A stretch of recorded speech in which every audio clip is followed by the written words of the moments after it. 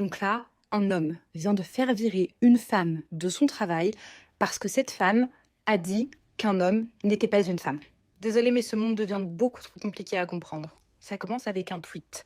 Ce tweet, il a été publié par un homme trans qui a décidé de devenir une femme et qui a fait changer son genre sur son passeport. Il le met donc en photo sur Twitter. Sous ce tweet, une femme lui répond que les stéréotypes de genre qui sont imposés aux femmes ne concernent pas les hommes qui choisissent de se les imposer à eux-mêmes. Bref, en gros, elle lui dit qu'il reste un homme. L'histoire est assez banale et aurait pu s'arrêter là, mais c'était sans compter sur Jérôme Martin. Jérôme Martin a décidé d'être un parfait petit collabo parce que la dame qui a fait le tweet, elle est directrice de cabinet d'une mairie.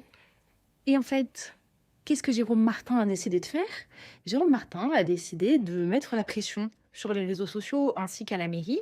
Et qu'est-ce qui s'est passé? Eh bien, cette femme a été licenciée.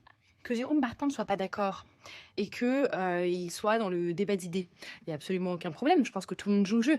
Mais par contre, qu'il aille faire virer une femme de son travail pour avoir simplement rappelé une réalité biologique sur Twitter, c'est absolument honteux. En 2025, on peut se faire virer de son travail parce qu'on dit que les hommes trans ne sont pas des femmes.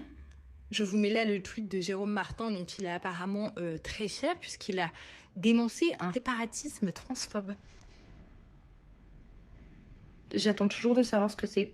Est-ce qu'on peut avoir la définition de séparatisme transphobe? Dire que les hommes sont des hommes et que les femmes sont des femmes, ça n'a premièrement rien de transphobe, ce n'est pas du séparatisme transphobe, il faut arrêter d'inventer des mots pour tout et rien, et surtout, ça ne justifie pas de se faire virer de son travail.